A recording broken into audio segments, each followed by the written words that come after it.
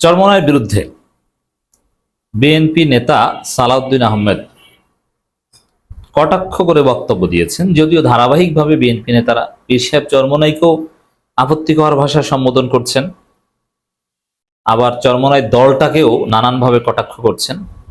তা আমরা একটা সময় আপনারা দেখেছেন, সুপ্রিয় দর্শক মন্ডলী, যে জামাতের বিরুদ্ধে কেউ অন্যায়ভাবে গালিগালাজ করলে বা কোনো ব্লেম দিলে, অভিযোগ করলে আমরা তার জবাব দিতাম জামাত শিবিরের পক্ষ থেকে।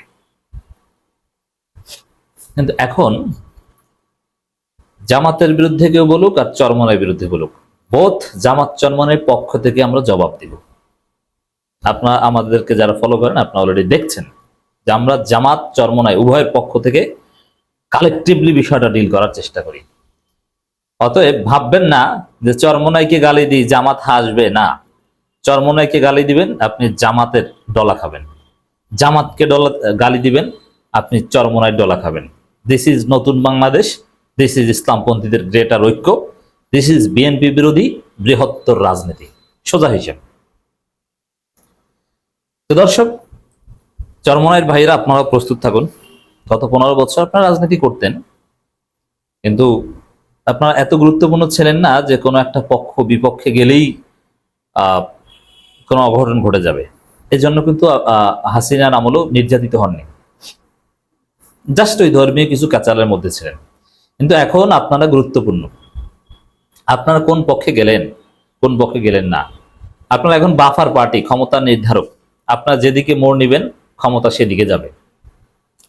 অতএব আপনারা যখন এখন গুরুত্বপূর্ণ, আপনারা প্রস্তুত থাকুন।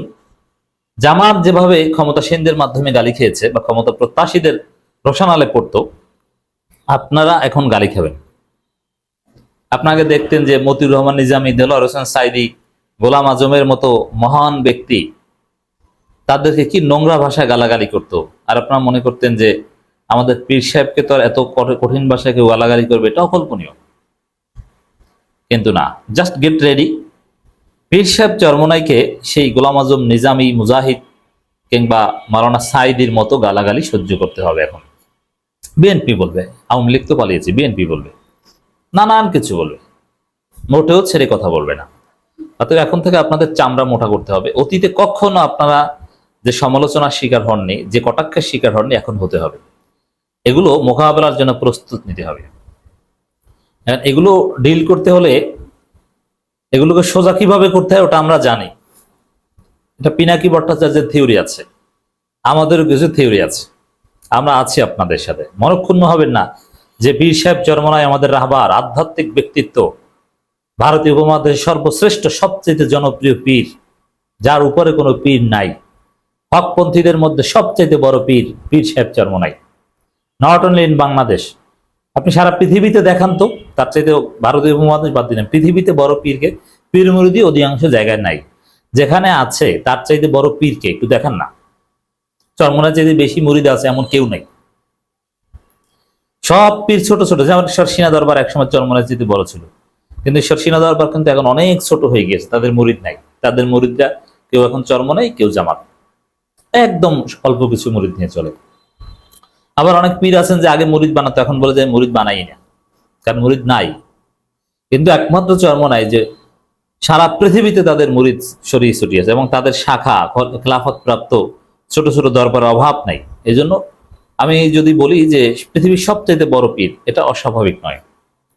তাকে গালি দিলে আপনাদের মনে কষ্ট লাগতে পারে, কিন্তু না, চামড়া মোটা করতে হবে, এগুলো ডিল করতে হবে। ক্ষমতার কাছাকাছি গেলে, আপনি যখন ক্ষমতার নির্ধারক হবেন, তখন আপনাকে এই গালাগালি সহ্য করতে হবে। মায়ের দিবে পারলে, যেমন আওয়ামী লীগ শাইখে চরমোনাইকে রক্তাক্ত করেছে, পীর সাহেব চরমোনাইয়ের উপর বিএনপি হামলা করবে সুযোগ পেলে, কারণ তিনি তার ক্ষমতায় আসার পথে বাধা। তো ক্ষমতায় আসার পথে বাধা, এটা ঠেকানোর জন্য যা করা দরকার তো করবে। এই জন্য পীর সাহেব চরমোনাইকে আগের মতো সাদা সিধা কোনো প্রোটোকল ছাড়া চলা যাবে না, তার নিরাপত্তা ব্যবস্থা গড়ে তুলতে হবে। বিএনপি পারলে তাকে হত্যা করবে। তো দর্শক, সালাউদ্দিন আহমেদ বলেছেন, সোহরাওয়ার্দী উদ্যানে যারা সংখ্যানুপাতিক নির্বাচন চাইছে তারা একটি চরের দল, তার আগে আওয়ামী লীগের সঙ্গে আতাত করে নির্বাচনে বৈধতা দিয়েছিল। প্রথম কথা হচ্ছে চরের দল, এটা কে বলছে? সালাউদ্দিন আহমেদ। এটা হচ্ছে কটাক্ষ। একটা স্থানের নাম আর চরমোনাই নামটার সাথে রাজনৈতিক সম্পর্ক যতটা, তার চেয়ে বেশি সম্পর্ক ইসলামের, আধ্যাত্মিকতার, সফিবাদের, সেটাকে চরের দল বলে কটাক্ষ করা। তবে সালাউদ্দিন কি? সালাউদ্দিন হচ্ছে জারুস। কিভাবে জারুস একটু বলি। আশ্চর্য হচ্ছে না, সালাউদ্দিন হচ্ছে শাহ উ আ। এই শাহ উ আ তিনি জারুস। কিভাবে জারুস? তিনি নিজের জন্মের পরিচয়কে অস্বীকার করছেন। জানেন না আপনারা? না জানলে আমি জানিয়ে দিই কিভাবে তিনি বাপের পরিচয়কে অস্বীকার করেছেন। তিনি বলেছেন জুলাই সনদের, জুলাই ঘোষণাপত্রে কোনো আইনি ভিত্তি নেই, এটা একটা আবেগ, সংবিধানে এটা যুক্ত করা যাবে না, এটা গুরুত্বপূর্ণ কিছু না, এটা বলেছেন না? এটাই হচ্ছে নিজের বাপের পরিচয়, জন্মের পরিচয় অস্বীকার করা। এই সালাউদ্দিনের জন্ম হয়েছে কিভাবে? সালাউদ্দিন কি ছিল? ভারতের ভারতে রয়ের আন্ডারে ছিল।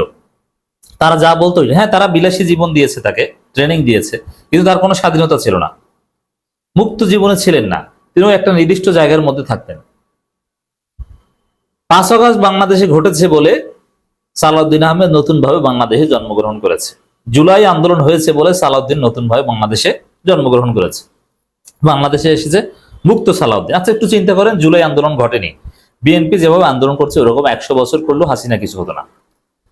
তো জুলাই অভ্যুত্থান ঘটেনি, তাহলে সালাউদ্দিন কি? সালাউদ্দিন বলতে কিছু আছে বাংলাদেশের রাজনীতিতে জুলাই আন্দোলন না ঘটলে? তাহলে সেই জুলাই আন্দোলনের কোনো আইনি ভিত্তি নাই, জুলাই ঘোষণাপত্রের কোনো সাংবিধানিক গুরুত্ব থাকতে পারে না, এটা আবেগ, এই কথা যে বলে ও অবশ্যই জারস। কারণ ওর জন্মের পরিচয়, ও নতুন জীবনের, নতুন জন্মের পরিচয়কে অস্বীকার করেছে। ক্লিয়ার কথা? জারস কেন বলেছে? এরপরে বলছেন তারা আওয়ামী লীগের সঙ্গে আতাত করে নির্বাচন। এখন এই টাইপের চরিত্র যারা, জারস টাইপের যারা, ওরা তো বলবেই, ওরা তো আধ্যাত্মিক কোন একটা জায়গাকে কটাক্ষ করে বলবেই সালাউদ্দিন নাকি নামাজ পড়ে। আরে কিসের নামাজ পড়ে? রয়ের দালালের আবার কিসের নামাজ? এর যে আসলে ইমান আখলাক ঠিক নাই, তার প্রমাণ হচ্ছে একটা আধ্যাত্মিক জায়গাকে এভাবে কটাক্ষ করা। আচ্ছা, এই যে চরের দলের আমিরের কাছে এই শীতের দিনের মধ্যে মির্জা ফখরুল, বরকতুল্লাহ বুলু এরা যে অজু করে টুপি মাথায় দিয়ে গিয়েছিল, কেন গিয়েছিল? এই চরের দলের কাছে কেন গিয়েছিল? আওয়ামী লীগের এই বৈধতা দানকারীর কাছে কেন গিয়েছিল? হাতে পায়ে ধরতে লজ্জা শরম নাই? ফাজলামি শুরু করেছেন, জবাব পেয়েছেন দর্শক। যারা এই চরের দল বলে কটাক্ষ করে তাদের চরিত্র কি? তাদের পরিচয় হচ্ছে জারস। আচ্ছা, চরমোনাই যদি চরের কারণে চরের দল হয়, তাহলে উখিয়া কক্সবাজারের হওয়ার কারণে এটা তো রোহিঙ্গা বলা যায়, আর তো বাংলাদেশি বাংলাদেশি লাগে না, এর বাপ মা গন্দেশি, এর যে চেহারা সাদা, এমনি আঞ্চলিকতার কারণে কটাক্ষ করলে একে রোহিঙ্গা বলা যায়, রোহিঙ্গা বলবো সালাউদ্দিনকে। এরপরে দর্শক, আওয়ামী লীগের সঙ্গে আতাত করে নির্বাচনে বৈধতা দিয়েছিল, ভুয়া কথা।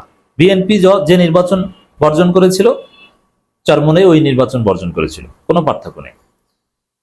বরং 6 জন সংসদে পাঠিয়ে প্রায় 5 বছর পর্যন্ত 6 জন বিএনপির এমপিকে সংসদে রেখে নির্বিঘ্নে বিএনপি আওয়ামী লীগের বৈধতা দিয়েছে। চরমোনাইয়ের কোনো এমপি সংসদে যায়নি, নির্বাচনে গিয়েছিল, তা ওই বিএনপিও যা গিয়েছিল, চরমোনাই গিয়েছিল, একই, পার্থক্য নেই। এটা ভুয়া কথা। অতএব কারা বেশিরভাগ চরমোনাইকে কটাক্ষ করে আর চরমোনাইকে কটাক্ষ করে, তাদের পরিচয়টা কি? জবাব পেয়েছেন।